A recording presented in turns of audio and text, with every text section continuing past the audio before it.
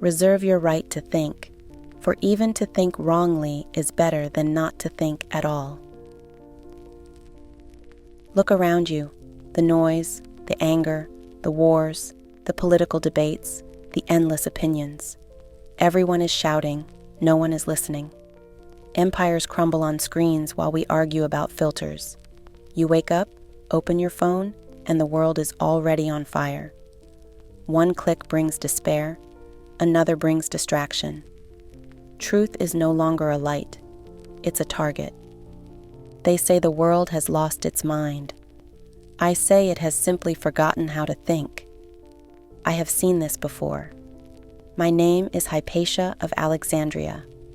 I lived through the fall of one of the brightest cities on earth, a place where philosophy and superstition fought for the soul of humanity. I taught geometry under marble columns while mobs chanted outside. I watched reason burn beneath the illusion of righteousness. And yet, when I look at your world now, I feel the same heat, the same blindness, the same hunger to destroy what we do not understand. You think your madness is new? It isn't. You've simply traded temples for timelines, priests for influencers, and scrolls for screens.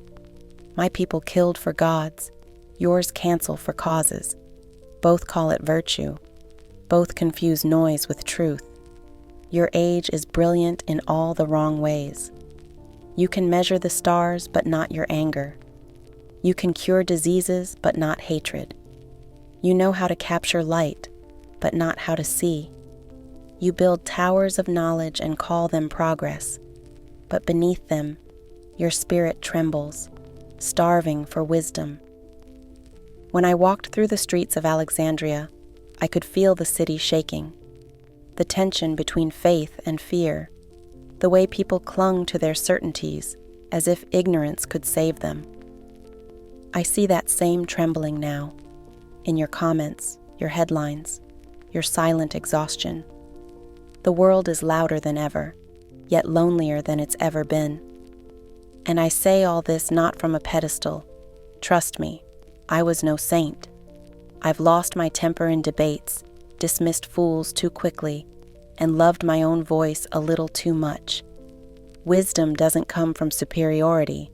It comes from humility, from falling, from being wrong, from realizing that every truth is born out of patience. Maybe that's why I loved mathematics.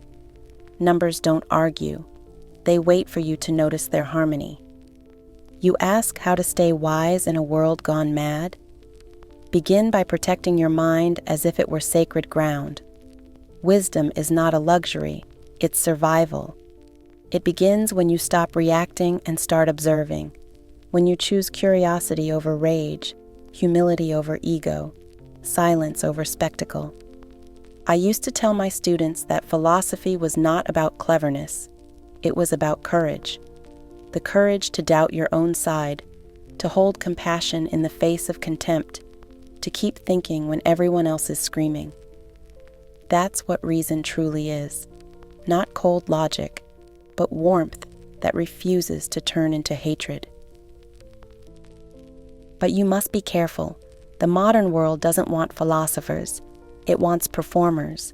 It rewards certainty, punishes nuance, and confuses confidence with truth. If you wish to stay sane, you must learn the art of restraint, to see a storm and not become part of it. Every time you stay kind when cruelty tempts you, you rebuild a fragment of civilization. When the Library of Alexandria burned, people said it was the end of knowledge. But I learned something in those flames. Ideas are harder to kill than flesh. They hide in hearts, waiting for quieter centuries. And maybe this is why I'm speaking to you now, because this too is a burning century. Your wars are digital, your weapons invisible, but the wound is the same. Ignorance dressed as pride. Still, there is hope. Wisdom does not die, it hibernates. Each time you choose to understand instead of react, it wakes a little. Each time you listen before replying, A library is rebuilt somewhere within you. Each time you look at the stars and remember that you are small, sanity returns to the world for a moment. Do not mistake exhaustion for failure. You are tired not because you are weak, but because you are still capable of feeling. The numb have already surrendered. The wise keep trembling, but they keep thinking too.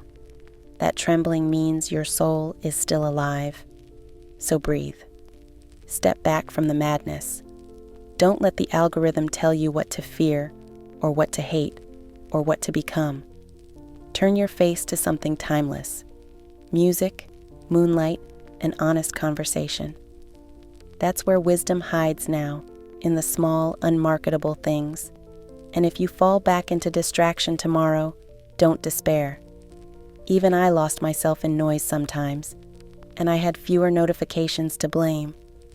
And if tonight your thoughts feel too heavy for one mind to hold, come sit with us. Welcome to the Sleepless Society, a quiet circle of wanderers who refuse to give up on reflection.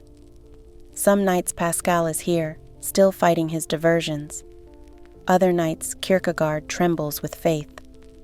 Tonight, it's me, a ghost from a city of light, reminding you that sanity is not found in the crowd, but in the courage to think for yourself. If these words brought you a breath of calm, a spark of clarity, or just the comfort of knowing you're not the only one awake at this hour, leave a gentle like so we know you're here. Subscribe to keep the lantern burning. Every week, another restless mind joins our fire, seeking peace through thought. Now come closer. The world will keep spinning in its madness, but here, for a moment, let's be still. Listen to the silence behind the noise. That's where wisdom lives, and if you stay long enough, you might just hear it whisper back. I was not born into chaos. I was born into wonder. My father, Theon, taught me to measure the stars before I could even read. He used to say, "Every orbit has its harmony. Find yours." To him, truth was a melody written across the heavens.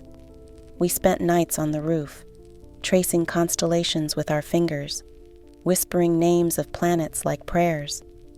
I didn't yet know that some people feared the sky because it refused to belong to any one god. In my youth, Alexandria was a living mind. The air smelled of ink and papyrus, ships arrived from every shore, and the library, our library, pulsed like a heart.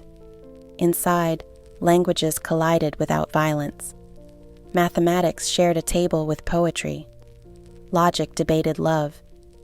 It was the closest thing humanity had to paradise, a place where disagreement meant curiosity, not hate. I remember the first time I stood in front of my students, men from every faith, pagans, Christians, skeptics, all listening to a woman who refused to bow. I didn't preach dogma, I asked questions. What is truth? I'd ask. Is the soul a number? Can love exist without freedom? And they'd laugh, argue, challenge. Oh, I loved those arguments. For a moment, we believed reason could save the world. But wisdom is fragile when fear is profitable. The tides began to turn. The empire fractured, rulers changed, and the priests learned a cruel trick. If you cannot rule with knowledge, rule with certainty. Certainty is easier to sell. Soon, every question sounded like rebellion, and every free thought smelled like heresy. My name, once whispered with respect, began to sound like a warning. They didn't fear my spells, I once told a friend. They feared my questions. And they had reason to. Questions make people uncomfortable, not because they threaten truth, but because they threaten comfort. The more I taught, the more I felt the walls close in. The same hands that once took notes now clenched stones. I tried to mediate peace between faith and philosophy. I believed they could coexist, that the divine and the rational were two faces of the same mystery. But fanaticism has no interest in mystery. It feeds on division. The believers called me arrogant. The skeptics called me naive. Both sides wanted victory, not understanding. I stood between them like a bridge, and they both decided to burn it. The day the library burned, I was there. I still remember the heat, not the warmth of fire, but the humiliation of watching beauty devoured by noise. The flames climbed the columns like desperate hands. The scrolls cracked and curled, releasing centuries of thought into the air as black smoke. I walked through the smoke and touched what remained, ink melting, parchment disintegrating under my fingertips. Each scroll, I whispered, is a heartbeat of our species. Each flame, an erasure of memory. It felt like watching humanity forget itself in real time. And yet, I couldn't hate them. Ignorance is not born evil, it is born afraid. People burn what they don't understand. Books, ideas, even each other. I, too, had burned things in my heart. Arrogance, anger, the need to win. I thought I was saving knowledge. I didn't realize I was trying to save control. That night, I learned something that no book could teach. Wisdom isn't what you know. It's what you refuse to burn. It's the patience to stand in the ashes and still believe that learning matters, even when the world mocks it. It's the courage to look at destruction and see it not as the end, but as the cost of clarity. When the flames died, the silence was heavier than the smoke. I stood there, covered in ash, and I finally understood. The fire outside will always return, unless you learn to quiet the one inside.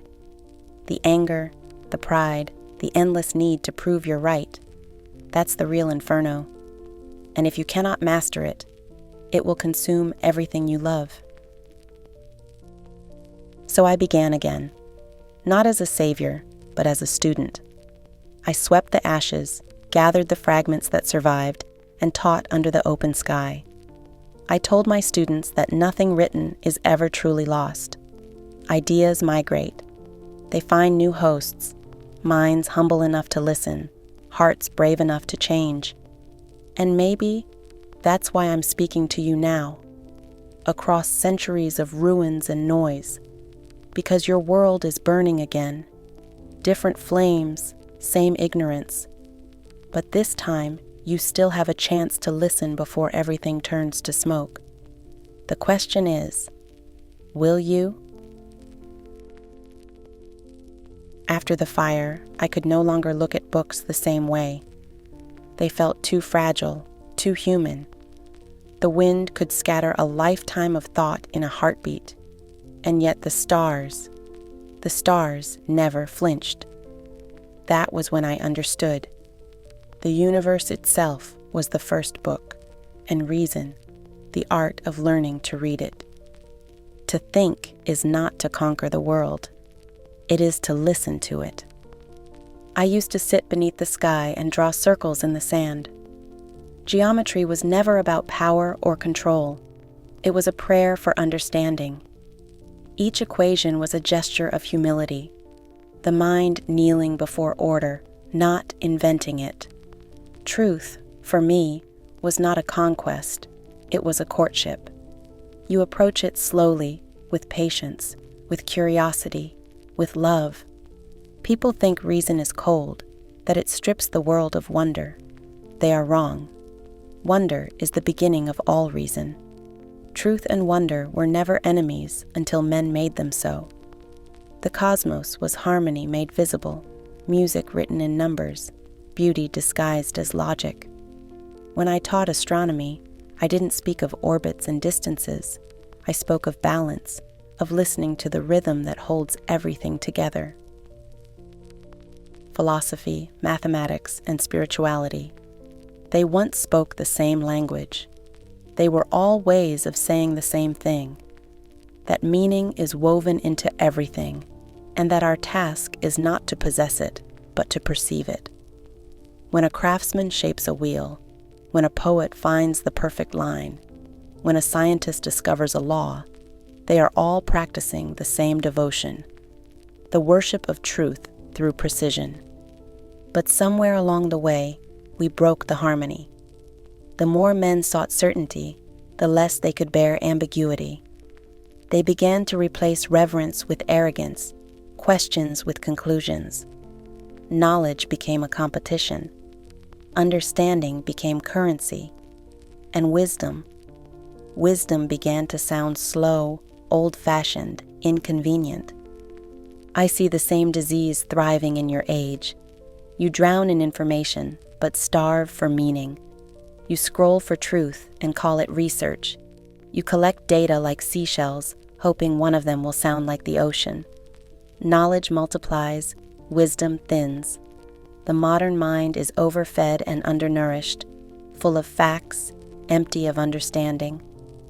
You ask how to stay wise in a world gone mad? Stop treating truth like a possession. It doesn't belong to you or your side or your tribe. It belongs to no one and invites everyone. Wisdom isn't about accumulating more. It's about clearing away the noise until only what matters remains. When I was young, I tried to fill my head with everything I could learn. After the fire, I learned to empty it, to leave space for silence, for humility, for what refuses to be measured. That's when thinking becomes love, when the search for truth turns into tenderness toward the world, even its contradictions. You don't have to be a philosopher to do this. You only have to pause before reacting, to see beauty where others see threat, to remember that every opinion you fight is held by a person just as fragile as you. That's the quiet secret of reason. It is an act of empathy disguised as thought. So before you call someone ignorant, ask yourself, have you ever listened long enough to understand their fear? Before you shout your truth, ask, do you still feel wonder when you speak it? If not, it's no longer truth. It's ego wearing its clothes. I used to believe reason was light. Now I know it's warmth. It doesn't blind. It illuminates softly, like dawn. And the mind that learns to think this way begins to feel less like a weapon and more like a window. So take a breath and look around. Strip away the slogans, the sides, the certainty.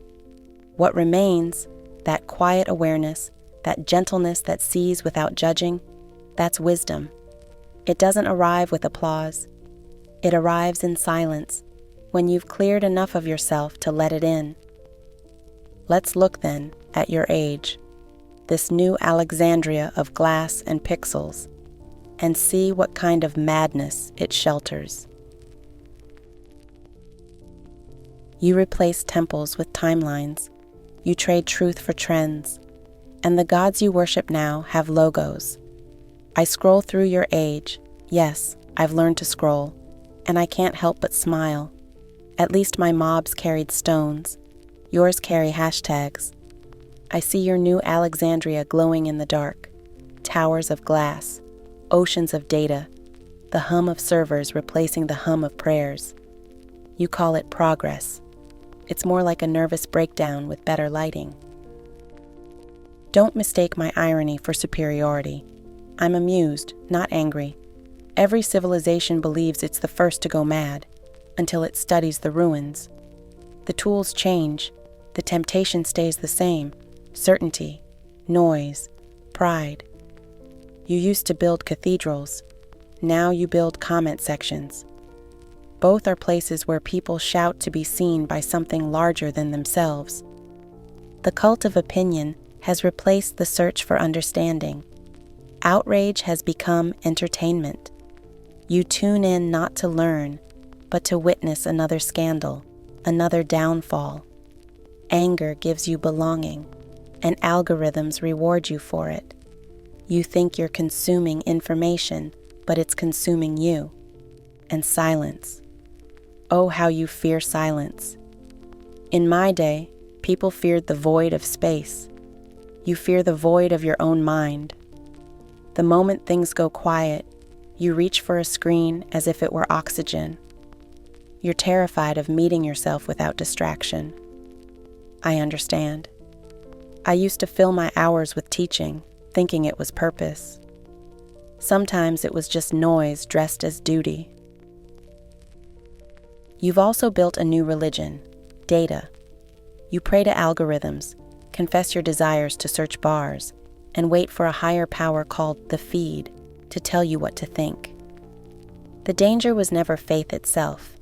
It was certainty without thought. You've simply automated it. You call it connection, yet you fear silence more than loneliness. You have access to the stars, but you rarely look up. You think your machines have made you gods, but they've mostly made you impatient angels, wings made of glass, attention spans made of static. Still, I can't bring myself to judge you. I recognize the madness. I lived it too, just dressed in togas and incense instead of Wi-Fi and notifications. We always invent new ways to distract ourselves from what hurts. Back then, we killed for ideas. Now you just unfollow. Progress, I suppose. The truth is, you are not worse than us. You're just faster. Faster at speaking, faster at hating, faster at forgetting. Wisdom can't keep up with your speed, and so you mistake movement for meaning. But the mind doesn't grow through motion. It grows through pause. You think you're global now, connected, enlightened, unified, yet your souls look tired. Everyone has something to say, but no one knows how to listen. Everyone preaches empathy while secretly competing for attention. Even your peace performs. You meditate for metrics. You share kindness in public and cruelty in private. It's not hypocrisy, it's exhaustion. The madness repeats, only the costumes change. And yet, I have hope for you. Because the very fact that you're still listening, here, in this quiet corner of the night, means something inside you still longs for wisdom. Maybe you're not as lost as you think. Maybe you're just tired of pretending. So how does one stay wise amid the noise?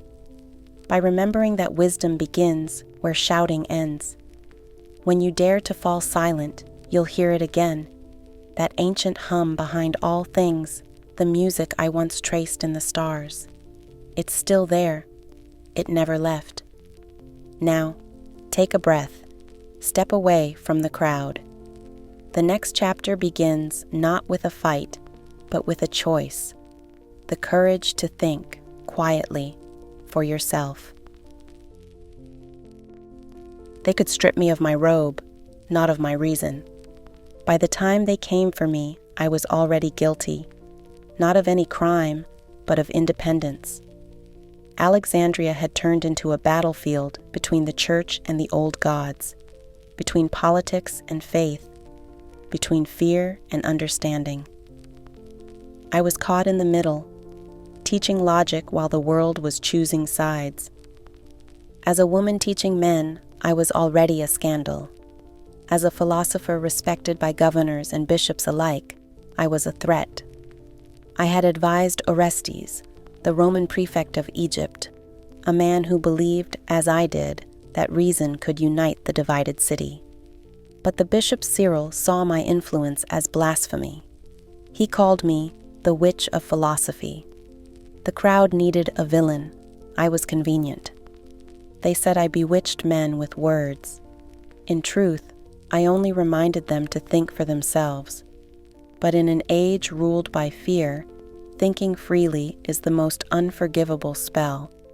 When faith loses its humility, it begins to fear questions. And when power loses its patience, it looks for someone to burn. I remember that day clearly, the smell of smoke, the chanting outside. I stood on the balcony of my observatory and looked at the crowd gathering below. Some were strangers, some had once been my students. They shouted words I could no longer hear, only the rhythm of anger, faster than thought, louder than truth. I did not run. Where would I go? You can't hide from the mind of a mob once it's decided you're the enemy. I told myself, they can take everything, my body, my books, my name, but not my reason. Courage is not loud. It's the whisper that says, I'll stay kind anyway. I tried to hold that whisper as they dragged me into the street, the same streets where I once walked with scrolls under my arm, late for lectures. I used to rush to class with chalk on my fingers. Now I was rushing to die for the same lessons. They tore my body, but not my question. And that question still burns.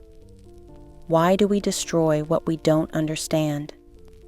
You think my death belongs to another century. It doesn't. You just change the weapons. In my time, they used stones. In yours, they use screens. We were killed in public squares. You do it in comment sections. Back then, mobs shouted hymns. Now they chant hashtags. The goal is the same, to silence what scares them. I have watched your new age of executions, the digital mobs, the public shamings, the delight in tearing someone down to prove a point. You call it justice, but too often it's hunger. The same thrill of destroying a heretic, only now it fits in your pocket. I was judged without trial, condemned without hearing, and so are many of you, every day. You speak, you stumble, you question, and the crowd decides your worth before you finish your sentence. We pretend this is progress. It's only efficiency. But here is the truth. You cannot build peace on humiliation. You cannot protect truth by killing curiosity. The future belongs to those who still dare to listen. I know what it feels like to be reduced to a symbol, to be used as a mirror for the fears of others. But I also know this. Hate is not the opposite of wisdom. Certainty is. The moment you believe you have nothing left to learn, you become the mob. So before you judge, breathe. Before you strike, think. Ask yourself, am I defending truth or just my pride? If your response feeds chaos, starve it. If it builds understanding, nourish it. Each time you resist cruelty, you rebuild civilization. Each time you stay calm while the world screams, you keep a fragment of humanity alive. You may not stop the mob, but you can refuse to become it. That is courage. Not the courage to die, but the courage to remain human when everyone else forgets how. Thinking isn't enough. You must live your thought, gently, bravely, every day. The world doesn't need louder voices. It needs steadier hearts. After the fire, after the crowd, after the silence, I discovered that rebuilding a life begins not with grand ideas, but with tiny, stubborn acts. You don't have to be a philosopher to practice philosophy. You just have to care enough to pause. Sit in silence before touching your phone. Let the world arrive slowly. The mind, like the sea, needs a tide before it can move with grace. Watch the sky once a day instead of your notifications. The stars are older than every argument. They remind you that outrage is a very recent invention. Walk without purpose. Let your thoughts scatter and return. The rhythm of your steps will teach you more than any debate ever could. Read one page slowly. Don't conquer it. Let it breathe inside you. Wisdom isn't knowledge, it's rhythm. Find yours, and the world's noise will lose its power. Thinking clearly is a form of compassion. It prevents you from adding confusion to the world. You do not owe the internet an opinion on everything. You owe yourself the space to understand something deeply. When you refuse to rush, when you listen instead of react, you become a quiet point of gravity in a world that spins too fast. Try this. When you feel the impulse to reply, delay it. When you feel the need to post, breathe first. Ask what your words will build. Most of the world's wounds begin with people trying to be right. The healing begins with someone choosing to be kind. You can't stop the madness, but you can stop feeding it. The world thrives on attention. Choose carefully what you give yours to. Every click is a seed. Plant them in silence, beauty, truth. When I lost everything, my books, my voice, my place, I realized that wisdom survives only through practice. Not in temples, not in classrooms, but in moments of awareness. Washing your hands and feeling the water, hearing the breath before speaking, looking at another human being and remembering they too are trying to survive the noise. Philosophy, after all, is not about thinking harder. It's about thinking softer. To look at the same world everyone sees and decide to see it gently. To keep a steady heart in an age of storms. And when you no longer fear the world's noise, you begin to hear something softer, your own clarity. It doesn't shout. It doesn't need to. It simply waits, patient as the stars, until you remember what they've been saying all along, that peace is not found outside the storm, but in the way you stand within it. The night has returned. The lamp trembles once, then goes out. What remains is the sea breathing below and the sky above, vast, patient, endless. The city that once roared with knowledge now sleeps beneath layers of dust, yet the stars still hang in their same familiar patterns, untouched by the noise of centuries. The stars remain. Empires fall. Truth waits.